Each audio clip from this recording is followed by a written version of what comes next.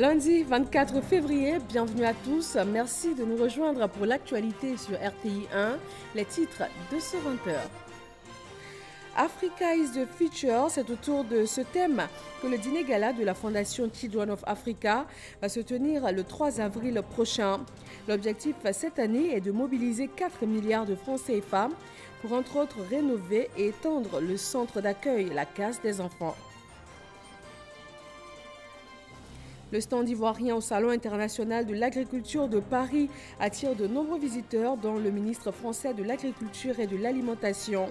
Le pays reçoit également une distinction pour sa participation régulière à cette rencontre internationale du monde agricole.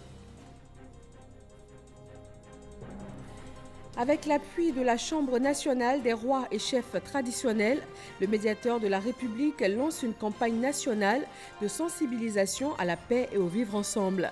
Il est question de prévenir tout type de conflit en cette année électorale.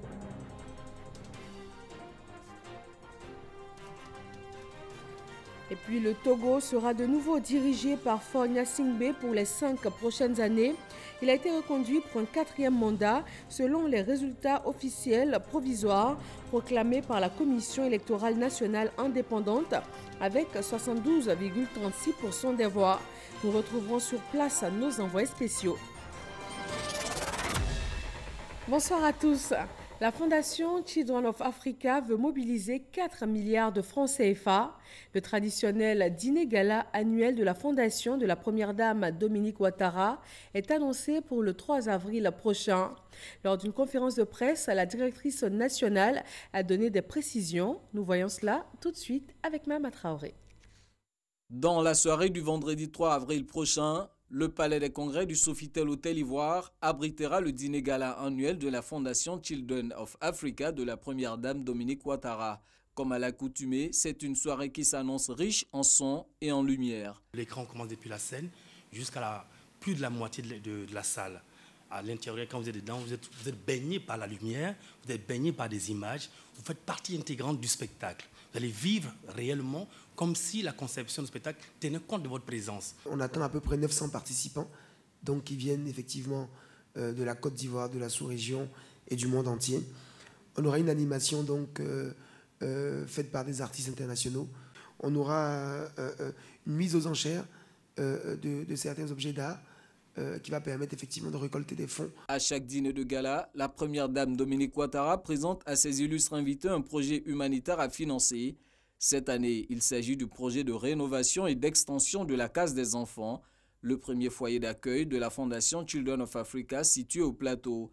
Le défi sera de mobiliser 4 milliards de francs CFA auprès des donateurs présents à cette soirée, agrandir la Case des enfants pour porter sa capacité d'accueil de 60 à 100 pensionnaires, nécessite 2,5 milliards de francs CFA. Les 1,5 milliard de francs CFA restants vont servir à financer les autres initiatives sociales portées par la Fondation Children of Africa. Depuis sa création, la Case des enfants a pris en charge plus d'1 millier d'enfants en détresse en leur offrant tous les soins nécessaires dans un foyer chaleureux prodigué par un personnel qualifié soutenu par des religieuses. Les enfants de la Case sont scolarisés et participent à des activités socio-culturelles et sportives. Ce foyer d'accueil existe depuis plus de 20 ans et nécessite d'être remis à neuf pour une prise en charge plus adaptée et pour le bien-être épanoui de nos enfants. Ce même vendredi 3 avril, la Fondation Children of Africa va inaugurer un groupe scolaire dans la commune d'Abobo, une autre réalisation de la Fondation dont les fonds ont été mobilisés lors du dîner gala de 2018. Le bien-être des enfants guide également les actions de l'épouse du vice-président. Clarisse Duncan vient de faire des dons en vivres, en non-vivres et en espèces d'une valeur totale de 5 millions de francs CFA à l'orphelinat de Grand Bassam. Ce geste va permettre une meilleure prise en charge alimentaire des 110 pensionnaires que compte cet établissement. En se rend à Paris pour le Salon international de l'agriculture, la Côte d'Ivoire a été doublement honorée. Lors de cette 57e édition, le stand ivoirien a été visité par le ministre français de l'Agriculture et de l'Alimentation. Le pays a également reçu une distinction pour la participation régulière à ce salon, des marques de renforcement de la coopération agricole entre la France et la Côte d'Ivoire. Mamadou Kouassi, envoyé spécial à Paris. Une séance de dégustation du chocolat et des noix de cajou séchées made in Côte d'Ivoire. Le ministre français de l'Agriculture et de l'Alimentation marque ainsi son passage sur le stand de la Côte d'Ivoire au Salon international de l'agriculture de Paris, CIA 2020. Didier Guillaume est venu féliciter la Côte d'Ivoire pour sa participation assidue à ce grand événement agricole. Les échanges avec les producteurs et les responsables de structures lui ont permis de les encourager et aussi de les assurer du soutien de la France à la modernisation de l'agriculture en Côte d'Ivoire. Nos deux pays sont tellement réunis par leur histoire. Ils sont aujourd'hui réunis par leurs agricultures. Et nous avons vraiment besoin ensemble de collaborer pour que nos agricultures se développent. Nous devons tenir compte que ces agricultures doivent évoluer dans le sens de la lutte contre le dérèglement climatique. Et ce que vous faites en Côte d'Ivoire, ce que nous faisons en France, va dans ce sens. Et moi, je suis venu pour faire cette démonstration, pour dire que la France est prête à vous aider avec le CIRAD, avec l'Agence française de développement, et que mon ministère est là pour aider les ministères de Côte d'Ivoire, pour structurer les filières, pour faire plus de formation, pour travailler ensemble pour un sujet, que l'ensemble de nos populations puissent manger à leur faim avec des produits de qualité. C'est ça l'enjeu de notre engagement. Pour renforcer davantage cette amitié ivoiro-française, les ministres Kobena Kwasi Adjoumani et Didier Guillaume ont inauguré ensemble, avant cette visite, du stand ivoirien, le salon du fromage et des produits laitiers. Un événement qui se déroule tous les 2 ans au cours du Salon international de l'agriculture. La visite des stands a permis au ministre Kobena Kwasi Adjoumani de découvrir du fromage bio fait à base de noix de cajou. Nous l'avons goûté, nous en avons été impressionnés et nous avons également pris des contacts puisque nous sommes premier pays producteur de noix de cajou. Il est tout à fait normal que nous puissions donc ouvrir la Côte d'Ivoire à ces pays qui utilisent la noix de cajou dans la production du fromage et de bien d'autres aliments. En tout cas, c'est la découverte que nous avons faite et nous partons donc heureux de savoir que notre noix de cajou est prisée en France. La Côte d'Ivoire a été distinguée par les autorités françaises pour sa participation régulière au CIA, mais aussi pour la bonne organisation du Sahara 2019, tenu à Abidjan du 22 novembre au 1er décembre dernier et qui avait pour pays invité d'honneur la France. Restant sur place à Paris, le ministre des Ressources animales et halieutiques met à profit sa participation à ce salon afin de rechercher des meilleures races de bovins. Il s'intéresse aussi aux techniques à même d'améliorer les rendements de l'élevage et de la production laitière en Côte d'Ivoire. Jean-Luc Bangbo depuis Paris. Rien n'arrête Moussa Dosso dans sa quête de doter la Côte d'Ivoire d'une industrie laitière à même de combler le déficit en lait. Pas même les bourrasques de vent de la Somme, dans le nord de la France où se trouve cette ferme. Le ministre s'y est rendu en marge du Salon international de l'agriculture. Avec ses 850 vaches produisant 24 000 litres de lait par jour, c'est la plus grande ferme laitière de France. Les Montbéliard et les Holstein, les principales races de cette ferme, ont fait également le déplacement au Salon de Paris. Je peux assurer que ça a été une excellente visite et les discussions continuent puisque bon, le SIA ne fait que commencer. Les partenaires français et autres sont tout à fait disposés à nous envoyer de l'appui, de l'assistance technique pour nous permettre de ne pas nous tromper et de faire le bon choix pour la Côte d'Ivoire. Le ministre a également pris part à la remise du prix du concours de Normandie qui récompense les éleveurs de cette race de bovins, déjà présente en Côte d'Ivoire et exploitée aussi bien pour sa viande que pour son lait.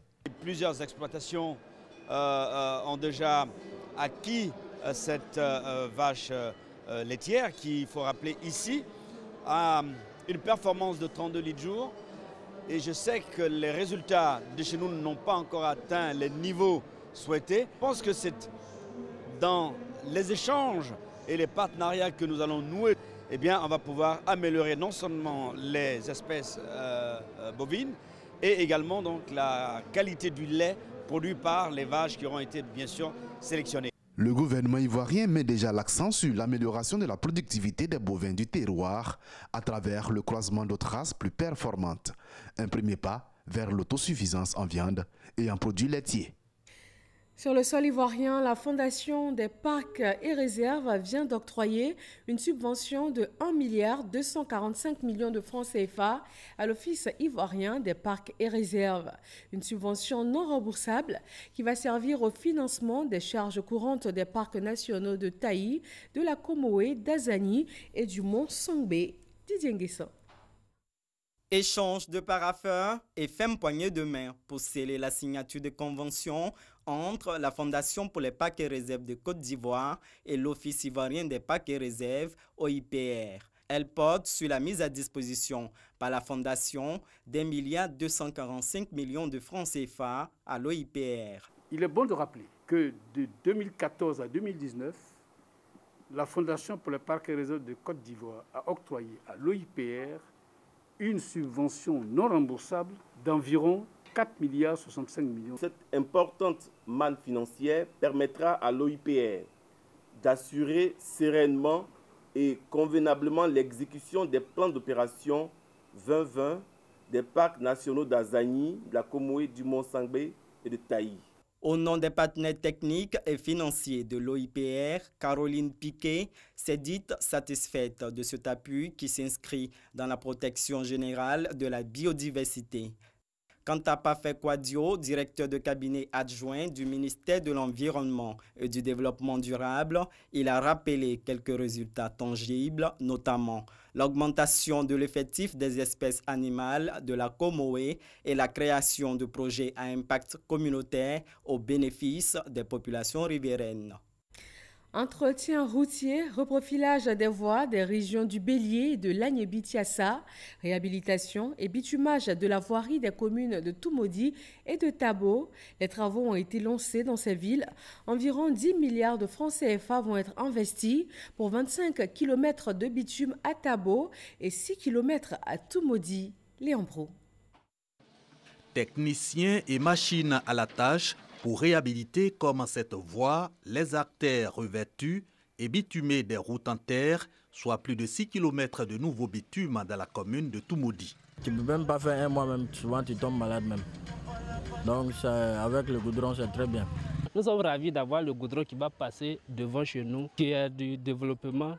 Nous allons rentrer dans l'émergence au fait. Soulagement aussi à Tabo, région de l'Agné-Bitiassa. Ses coups de perle du ministre de l'Équipement et ses collègues de la culture et de la modernisation de l'administration lancent comme à Toumoudi la réfection de l'axe autoroute du Nord Tabo, 25 km de nouveaux bitumes, y compris la voirie de cette commune. À 75, c'était le président Oufo-Boigny. 45 ans après, c'est son héritier Alassane Ouattara qui vient reprendre le travail là où Oufo-Boigny l'a laissé.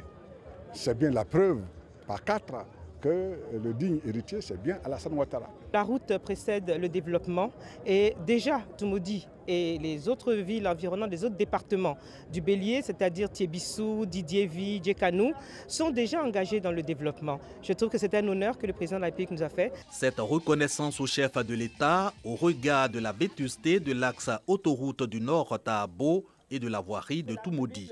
Des infrastructures réalisées respectivement en 1975 et 1976, dont la réhabilitation s'accompagne du renforcement des routes en terre dans les régions de l'Agné-Bitiassa et du Bélier.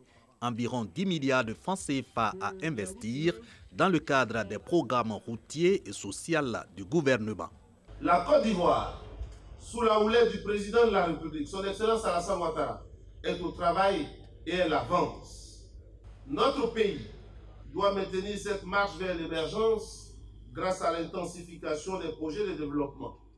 Cependant, nous comprenons bien que ces acquis ne peuvent se consolider que si la Côte d'Ivoire continue de bénéficier de ce climat de paix et de quiétude, propice à l'investissement. C'est pourquoi je vous exhorte à tout mettre en œuvre pour que chacun à son niveau puisse préserver la paix dans notre pays. Renforcer les tissus économiques régionaux pour améliorer les conditions de vie des populations rurales, but de la réhabilitation des voiries urbaines et du renforcement des routes en terre dans les régions. L'institution, le médiateur de la République, lance depuis Mans, la ville aux 18 montagnes, une campagne nationale. Il s'agit de sensibiliser à la paix et au vivre ensemble afin de prévenir tout type de conflit en cette année électorale. Une campagne qui se fait en collaboration avec la Chambre nationale des rois et chefs traditionnels. F. Boué. Amphithéâtre Alassane Ouattara de l'Université de Mans. Plus de 500 chefs traditionnels venus principalement des régions du Cavali, du Guémon et du Tonkpi prennent part au lancement de la campagne nationale de sensibilisation à la paix et au vivre ensemble. Une initiative de l'institution, le médiateur de la République, en collaboration avec la Chambre nationale des rois et chefs traditionnels de Côte d'Ivoire. En cette année électorale, l'objectif de cette rencontre est de renforcer le tissu social et garantir une paix durable. Le médiateur de la République, Adama Toukara, a invité les chefs traditionnels à être des ambassadeurs de paix auprès de leurs communautés respectives. Il n'a pas manqué de lancer un appel au pardon et à la réconciliation.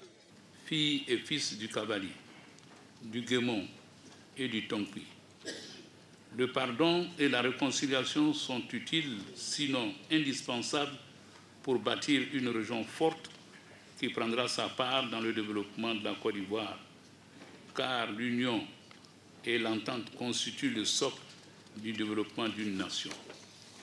Je vous invite, en conséquence, à taire les rancœurs, les ressentiments pour vous engager résolument dans la voie de la cohabitation pacifique en privilégiant le bon ton, la concertation et le dialogue, aussi bien pour prévenir le conflit que pour les régler. Les garants de la tradition, heureux de cette initiative, promettent jouer leur partition pour la consolidation de la paix. Nous allons tout faire pour véhiculer ça auprès des parents qui ne sont pas venus ici, qui sont restés au village, qui sont même dans les campements, parce qu'il faut ça pour qu'il y ait la paix et la cohésion. Cette année, nous ne voulons plus que la Côte d'Ivoire soit en feu. Nous ne voulons pas ça. Nous sommes toujours dans la paix. Nous préparons toujours la réunion de la paix. Le thème de cette rencontre est les mécanismes d'instauration d'une paix durable en Côte d'Ivoire.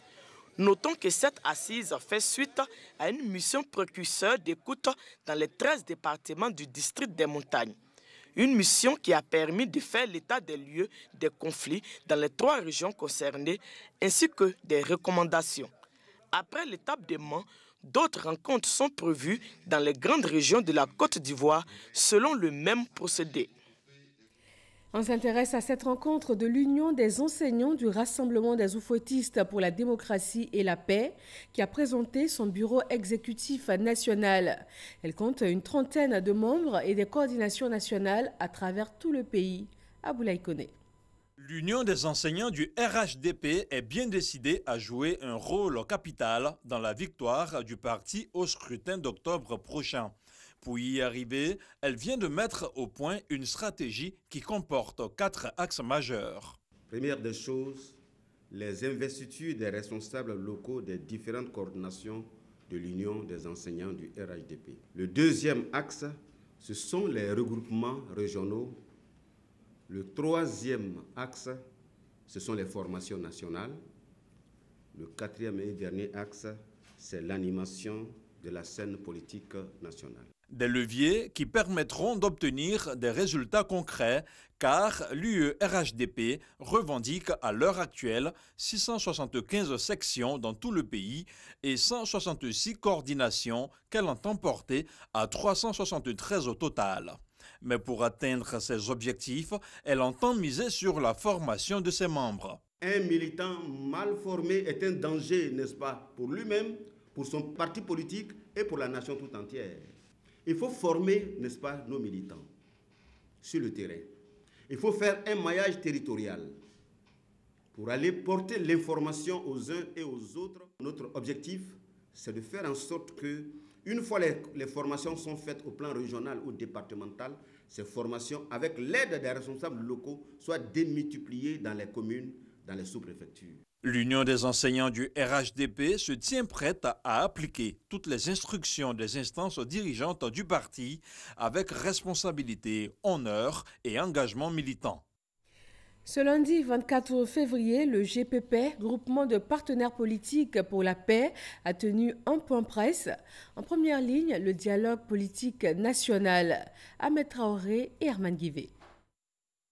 Après la rencontre entre le gouvernement et les partis et groupements politiques, ainsi que la société civile portant sur le dialogue politique, le GPP, le groupement des partenaires politiques pour la paix, fait la déclaration suivante. Le GPP, le groupement politique de l'opposition, note que le dialogue politique s'est bien déroulé et félicite le gouvernement pour avoir respecté son engagement qui a permis l'ouverture de cette deuxième phase du dialogue politique afin de trouver une issue heureuse à la réforme du code électoral. Le GPP loue la volonté du gouvernement à rassembler les partis politiques et la société civile ivoirienne en vue de la consolidation de la paix et l'encourage à poursuivre le dialogue conformément aux recommandations de cette deuxième phase. Le GPP exhorte les acteurs ayant pris part à la deuxième phase des négociations à avoir un esprit d'entente et d'unité.